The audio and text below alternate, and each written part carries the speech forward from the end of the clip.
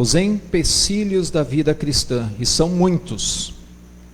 E existem muitos empecilhos na vida com Deus.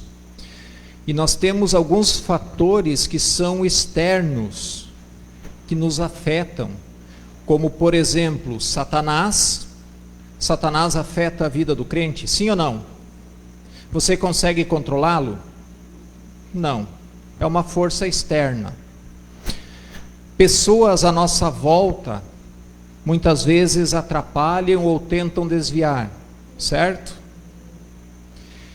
Nós temos muitas vezes a própria família, que se torna um empecilho na vida cristã. O trabalho, a escola, uma doença, e daí por diante, né? E às vezes nós visitamos as pessoas mais idosas, e elas dizem: pastor, como eu gostaria de ir no culto, e domingo na igreja, mas eu não posso, não consigo mais. E muitas vezes a gente tem toda a força, o vigor e a saúde para ir, e a gente não vai. E pode ser que o dia que nós quisermos ir vai ser tarde. Nós precisamos acordar. Estes fatores externos, eles não estão no nosso controle. Nós não podemos controlar essas situações, essas pessoas, mas nós precisamos administrar a situação quando ela se apresenta a nós. Quando uma adversidade se levanta, nós precisamos lidar com ela, certo? Nós pedimos orientação para Deus, nós pedimos ajuda de Deus, mas nós temos que fazer a nossa parte, nós temos que enfrentá-la. Mas nós temos também muitos fatores internos que nos atrapalham na vida cristã, como, por exemplo, o medo, amores, quando eu digo, não é de pessoa para pessoa, mas é aquilo que você ama, aonde está o teu tesouro, aonde está o teu coração, as paixões, falta de perdão, frieza de coração, aquele coração duro, crenças de filosofias humanas, uma bagagem que a gente traz junto conosco, muitas vezes isso nos atrapalha, rebeldia, raiva, comodismo, tudo isso são fatores internos que eu posso administrar e que eu posso trabalhar isso, que depende de mim. Esses fatores internos nos limitam ou criam barreiras em nosso relacionamento com Deus. Uma coisa em comum que a gente vê nos grandes avivamentos da história, e se a gente for estudar isso, os grandes avivamentos que se teve, todos eles tiveram uma coisa em comum, que foi o coração quebrantado, foi um quebrantamento de coração, um quebrantamento do orgulho, da vaidade. E é isso que falta talvez em nosso meio, para muitas pessoas, esse orgulho de achar que é autossuficiente, e isso acaba impedindo a ação do Espírito Santo. Para que eu experimente a ação do Espírito Santo em minha vida, eu preciso ter um coração humilde. É o que a palavra de Deus diz, nós precisamos de ter humildade. O coração humilde é aquele que coloca Deus em primeiro lugar, não busca os seus próprios interesses, mas olha aquilo que Deus quer. Deixa-se ser ensinado por Deus. É aquele que é submisso à palavra de Deus, ele reconhece os erros, ele busca ajuda quando necessário, quebranta o coração na presença de Deus. E deixa eu te fazer uma pergunta. Quando foi a última vez que você entrou no teu quarto, colocou o teu joelho no chão e você chorou para Deus? Quando foi a última vez que você quebrantou o teu coração para Deus? Ah, pastor, mas nós somos gaúcho, né? E na tradição gaúcha, a gente conhece desde criança que homem não chora, né? Isso está certo? Não, homem chora sim. E eu digo mais, o homem que não chora para Deus, que não consegue chorar para Deus, quebrantar o coração para Deus, é porque ele é um homem sem o Espírito Santo. Porque o Espírito Santo, ele quebranta o coração. Se eu sou cheio do Espírito Santo, ele me move de tal forma que ao chegar na presença de Deus, eu me derramo. E o homem que não faz isso é porque está vazio por dentro e precisa se encher do Espírito Santo. Eu quero ler com os irmãos uma passagem do Evangelho de Mateus, de um jovem que ele tinha alguns empecilhos na vida cristã. Ele tentava levar uma vida com Deus, mas nós vamos ver que ele tinha algumas dificuldades. Mateus 19, os versículos 16 ao 22.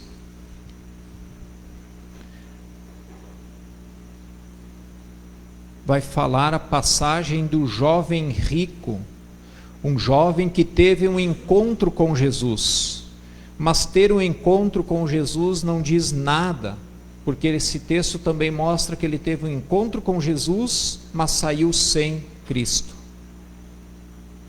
E nós queremos ver alguns empecilhos que ele teve.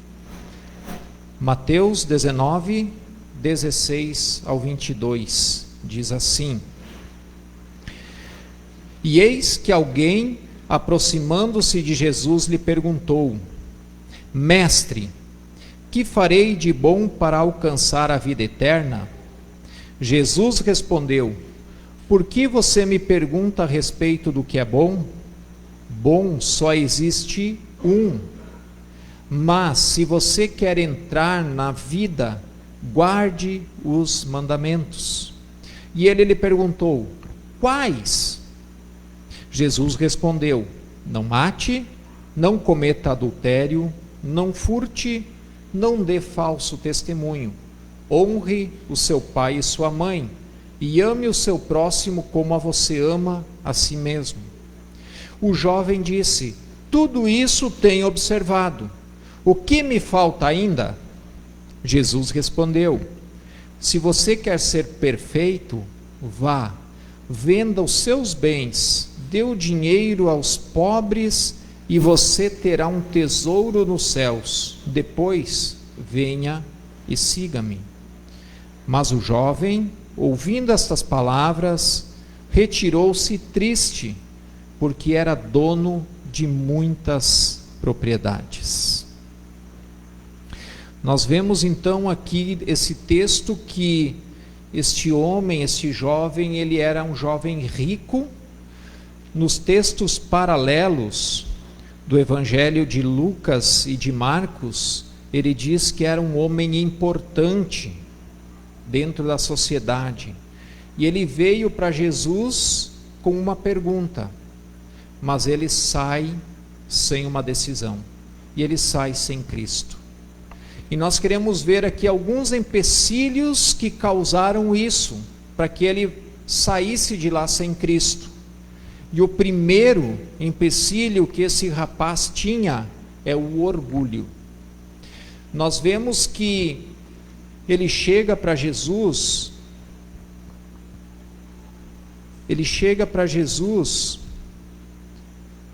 e pergunta: Mestre, que farei de bom para alcançar a vida eterna? E nos outros evangelhos você vai ver o mesmo texto, que diz que ele chega para Jesus e diz: Jesus, bom mestre. E Jesus repreende ele e diz: bom é somente Deus. Por que que Jesus está dando essa resposta para ele? Por que que Jesus já quebra as pernas dele de chegada, como a gente diz? Porque ele chega com o coração cheio de orgulho, cheio de si mesmo. ele estava esperando um elogio de Jesus. Quando este jovem, ele chega perto de Jesus, ele quer a aprovação de Jesus. Ele se achava bom e ele queria que Jesus confirmasse. Tanto é que Jesus diz: obedeça os mandamentos, né? E ele pergunta quais. Jesus fala o que ele diz. Esses eu já observo. Isso aí para mim é fichinha. Manda mais. O que mais que eu posso fazer? Ele estava cheio de si. E nos textos paralelos vai dizer que a resposta que ele dá para Jesus é: desde pequeno eu observo. Não é de hoje. Faz muito tempo. Eu observo todos esses mandamentos. Eu sou bom. Esse cara sou eu. E esse foi o primeiro empecilho que Jesus teve que quebrar dele. E aí Jesus diz: bom é somente Deus. Então você não se acha bom. Baixa a bolinha e vamos conversar. É isso que Jesus está falando para ele. Jesus conhecia o coração daquele jovem. O orgulho, o coração altivo, nos afasta de Deus. O orgulho é um grande empecilho para termos uma vida com Cristo. Olha o que diz Tiago 4,6. Ele diz: mas Deus, Ele dá cada vez mais graça. Por isso se diz: Deus resiste aos soberbos, ao arrogante, ao orgulhoso, mas dá graça aos humildes. Deus, Ele resiste àquele que tem o coração altivo, mas Ele dá graça para aquele que tem o coração quebrantado. O coração cheio de si afasta-se de Deus. Existem muitos crentes com o coração orgulhoso, mesmo não tendo riquezas. Você conhece aquela pessoa que se acha e não tem nada?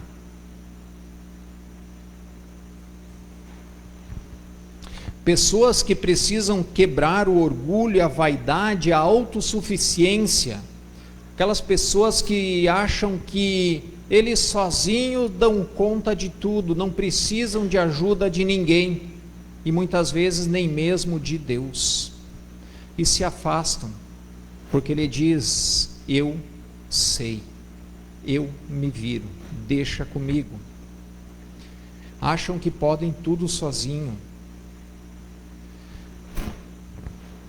E é engraçado, porque às vezes as pessoas vêm procurar o pastor, para o pastor ajudar em algumas situações, mas muitas vezes a situação tomou tal proporção, tão grande, e a gente fica se perguntando por que não veio pedir ajuda no início. Quando é no início, não é tudo mais fácil? Uma doença, quando detectada no início, não é mais fácil de tratá-la? Agora, depois que já está com todos os sintomas, já está debilitado, o tratamento é mais longo, mais complicado, mais difícil e muitas vezes sem resultado. Eu lembro de um pastor que eu tive, que uma vez foi chamado para ir na casa de um casal que estava com alguns problemas, e chegando lá, ele olhou o tamanho do problema e ele disse: não, isso aqui não é mais para pastor, já passou o nível do pastor, agora é para delegado. Já tinham se agredido, estava feia a situação, o sogro entrou no meio, foi aquele negócio.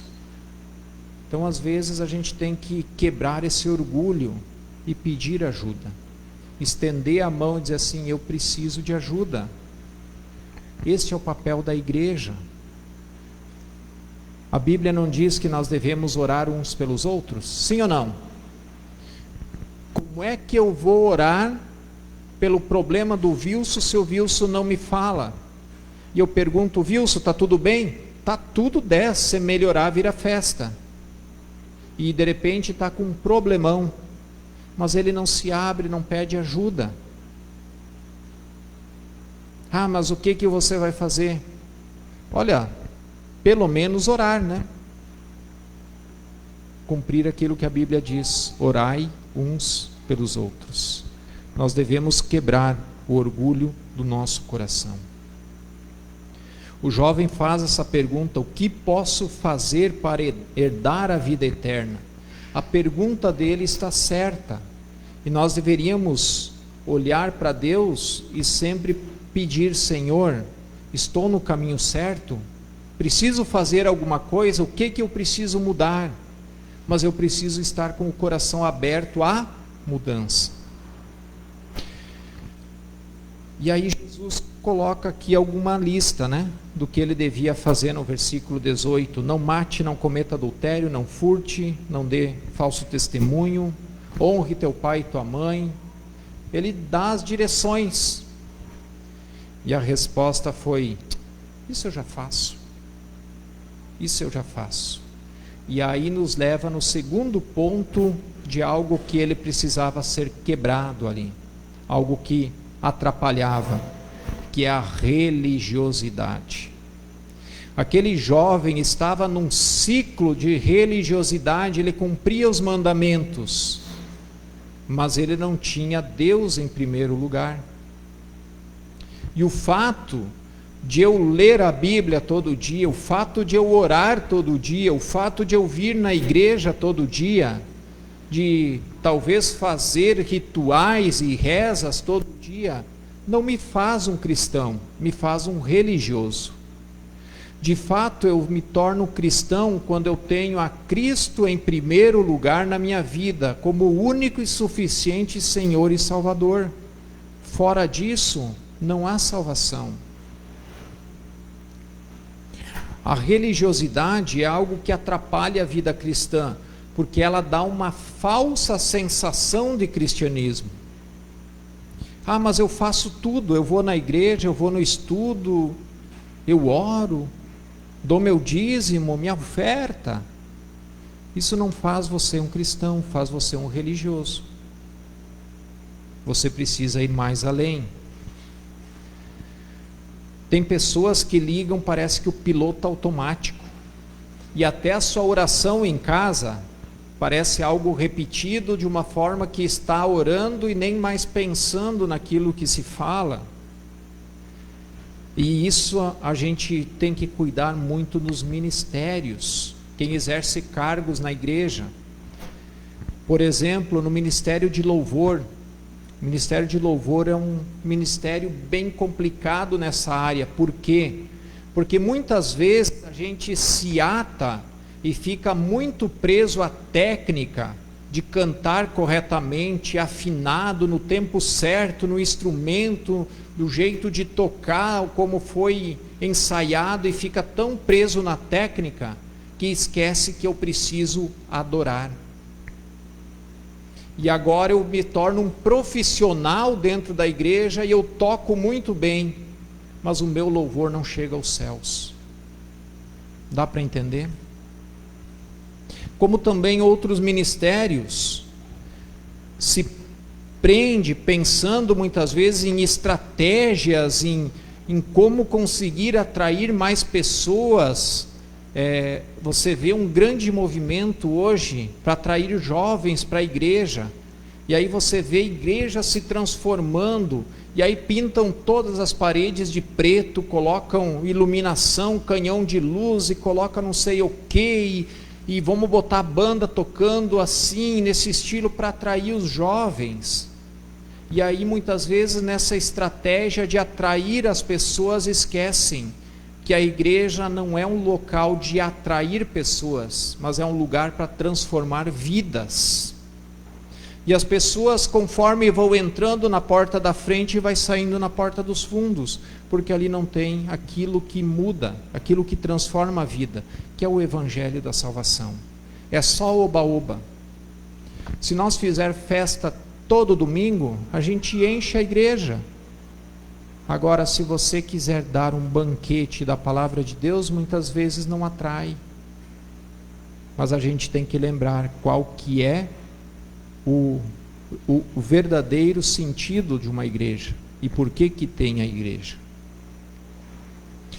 no ministério pastoral, isso também é muito comum.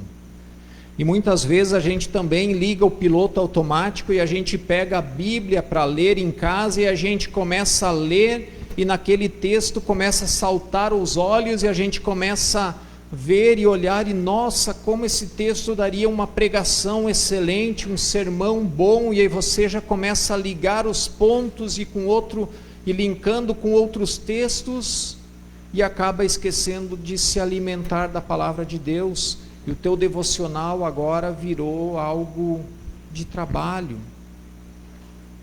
A gente tem que cuidar isso. E a gente muitas vezes vive essa religiosidade sem nem perceber. Jesus precisa de seguidores, aqueles que queiram andar com Ele, que queiram um relacionamento íntimo com Ele. Notem, eu cumprir os mandamentos e aquilo que a Bíblia diz não me faz um seguidor de Cristo, porque a resposta depois de Cristo é para segui-lo. Enquanto ele só observava os mandamentos, não estava seguindo a Cristo. Tire a religiosidade que muitas vezes está atrapalhando a tua vida cristã. Tire esses rituais do seu coração, para que você possa experimentar como de fato deve ser a vida com Cristo. E nós vemos a terceira barreira que esse jovem tinha. Ele estava cheio de orgulho, cheio de si, cheio de religiosidade, mas ele também estava com o coração nos tesouros da terra, nos bens que ele tinha. Quando Jesus responde aquilo que faltava para ele, ele não gosta da resposta. Ele não gostou. Os outros textos dizem que o semblante dele mudou, o semblante caiu, ele entristeceu quando Jesus falou, porque ele estava todo feliz, ele esperava que Jesus dissesse: olha, você está observando tudo desde pequeno, então não te falta nada, vá que você está 10, continue assim. Ele estava esperando isso de Jesus, e Jesus diz: ainda lhe falta uma coisa. E notem, esse jovem estava muito bem com Deus, porque lhe faltava apenas uma coisa. Talvez se eu perguntar para Deus, vai faltar muitas coisas, não é só uma não. Mas ele precisava mudar. Jesus aqui, ele não está falando nada novo. Quando ele diz: pega todos os teus bens, venda, reparte para os pobres, você vai ter um tesouro no céu, e vem e siga-me. Isso não é nada novo. Olha só, você lembra de Abraão? O que Deus fala para Abraão? Sai da tua terra, da tua parentela, larga tudo o que tu tem, coloca dentro de uma carrocinha, você e a tua família, e vai. Para onde, Senhor? Eu vou te mostrar. Imagina ele falando com Sara: Sara, Deus falou comigo. É o quê? Olha, ele disse para nós sair daqui, botar todas as nossas coisas numa carrocinha e sair. E ir para onde? Não sei. Para que lado? Não sei. Mas como assim? Não, a gente vai e Deus no caminho vai revelando. Você já imaginou essa cena? Você faria isso? Você teria fé suficiente? E foi isso que Deus pediu para ele: largue tudo o que tu tens e siga-me. Lembra de Mateus? O camarada que escreveu esse evangelho que nós lemos, Levi Mateus, ele era cobrador de impostos. E certo dia ele estava na sua banquinha, na sua mesinha, fazendo o seu trabalho, cobrando impostos, e Jesus chega ali. E Jesus olha nos olhos dele e diz: larga tudo, vem e segue-me. E o que ele faz? Sai daquela mesinha, deixa tudo como está e segue Jesus. Larga tudo e segue Jesus. Lembra de Pedro? Pedro estava pescando, certo? Pescou a noite toda e não pegou nem um lambari de sanga, né? Não pegou nada. E aí vem Jesus e diz o quê? Volta lá no mar, lança a rede. E ele lançou a rede e veio cheia de peixes. Ao ponto de não caber tudo no barco, ele tem que pedir ajuda para os companheiros. E quando ele volta na praia, eles estão com os barcos cheios de peixe. Qual que é o sonho de todo pescador? Não é encher o barco de peixe? E aí, Jesus olha para ele e diz assim: agora eu quero falar contigo. Larga tudo e segue-me. E talvez ele podia ter dito: como assim, Jesus? Agora que eu estou cheio de peixe, que eu tenho que limpar esses peixes, tenho que comercializar, agora que eu vou ganhar um dinheiro, tu diz para deixar os peixes aqui? Não aproveitar a minha pesca? E foi isso mesmo. E diz o texto que ficou o barquinho de Pedro lá na praia, as redes ficaram lá, os peixes ficaram lá, e ele saiu seguindo a Jesus.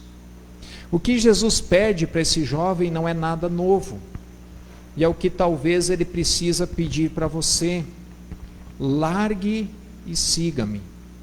Agora você precisa descobrir o que você precisa largar, porque Jesus diz para ele vender tudo. Jesus está falando que nós não podemos ter nada?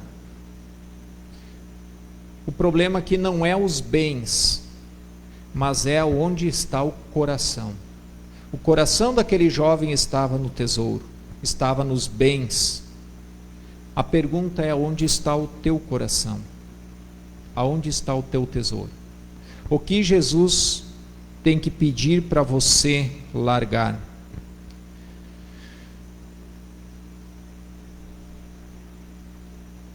No verso 22, ele diz que aquele jovem, ouvindo isso, então ele vira as costas para Jesus e ele sai e vai embora, triste, porque não era a resposta que ele esperava. E ele não podia fazer aquilo, porque ele era muito apegado aos bens. E eu volto a perguntar: o que está no teu coração? O que está te impedindo de ter uma profunda comunhão com Cristo? O que está te impedindo de caminhar com Cristo? Se é os teus bens, venda tudo. Agora, se é outra coisa, analisa e largue. O que você está colocando em primeiro lugar na tua vida? Casa, carro, emprego, carreira? Eu não sei. Mas o que está em primeiro lugar no teu coração? Talvez seja o medo do que vão dizer se eu agora entregar a minha vida para Jesus, sair falando de Jesus. O que vão falar? O que meus amigos vão falar? Vão tirar sarro da minha cara, talvez, não ter a aprovação de alguém. Talvez seja justamente o amor ao dinheiro, onde a Bíblia diz que é a raiz de todos os males. Talvez seja a arrogância, o coração duro, que não quer ouvir a palavra de Deus, e aquilo que você ouve, você diz: isso é para o fulano, para o beltrano, isso não serve para mim. Uma pessoa com o coração duro.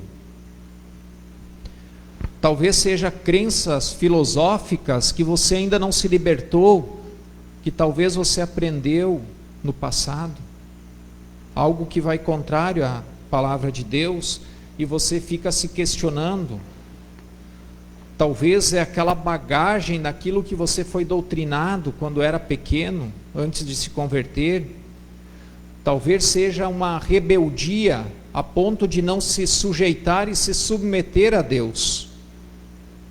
Talvez seja o comodismo, que você prefere ficar fazendo outra coisa do que estar na casa do Senhor.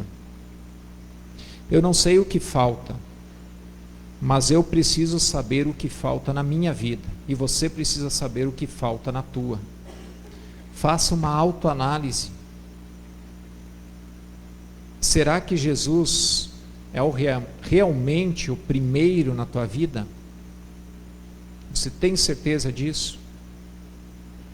E se ele não for, peça a Deus como aquele jovem pediu o que falta, e esteja disposto a entregar esse tesouro pessoal que está no teu coração aos pés da cruz, entregar para Deus, deixar para trás.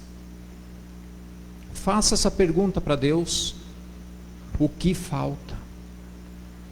Como o salmista fez a oração: Senhor, olhe para o meu coração e veja se há algum caminho mau. Faça essa oração e peça para Deus. Mas esteja disposto à mudança. Não adianta fazer como o jovem, que perguntou para Jesus o que precisava, Jesus respondeu e ele foi embora. Aí também não resolve nada. Esteja disposto a mudar. Só assim, você, nós podemos ter uma verdadeira comunhão com Jesus. Amém?